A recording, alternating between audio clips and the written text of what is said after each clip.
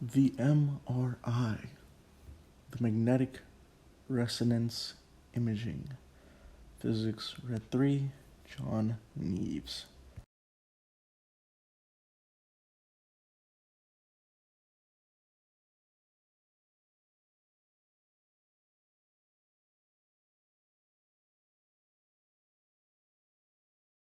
Starting off right where it began with its history, a long, little complicated history, beginning with a pretty cool simultaneous experiment done by Swiss physicist Felix Bloch and E.M. Purcell at Harvard.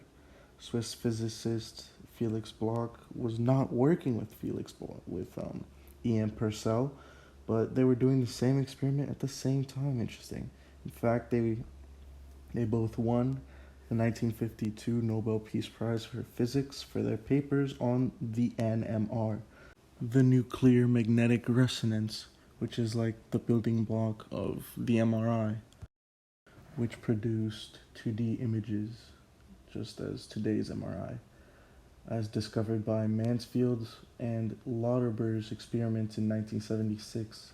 Then, a year later, in 1977, Raymond Demandian created the first full-body MRI machine, and the first MRI body exam took 5 hours.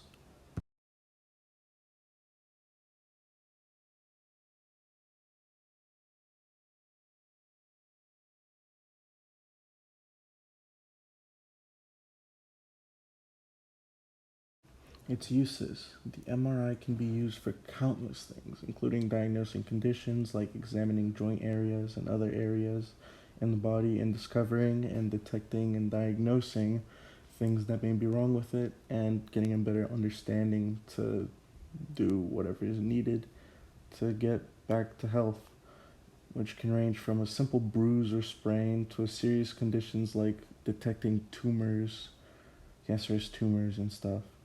The MRI also helps with examining brain activity and also detecting foreign matter altogether, among other things, all from the 2D imaging that the MRI forms as it just keeps innovating.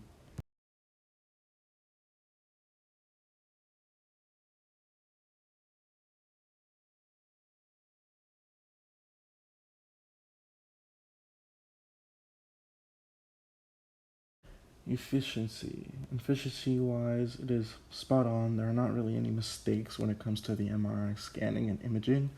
Just some inconveniences, such as although it may be painless and have no side effects after scanning, it may take hours to complete certain types of scanning, like full body scans. And if you have metal implants, it may alter the image altogether, like almost like a hacker kind of.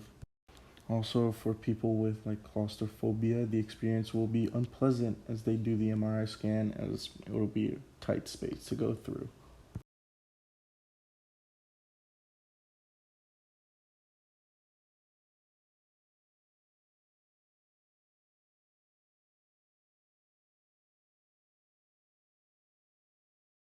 Despite all these little minor inconveniences, there are good sides to these minor setbacks, as that would be innovation. As innovations include new MRIs that are simply larger for those who are claustrophobic, better, higher quality multi-contrast images are available to better understand and better look at the MRI imaging. There have also been advances in the imaging of specific parts of the body, such as advances in lung and cardiac MRI scans, simplifying those and making them more efficient and more pleasant. We've also made progress to reduce the lengthy time that the MRI scans take. They've made progress to simplify the implant scans. Also discovered new ways to make the scan less noisy and more soothing to the patient. And they've made new MRI machines that are more weight bearing, among other steps, to make the MRI more comfortable and more efficient.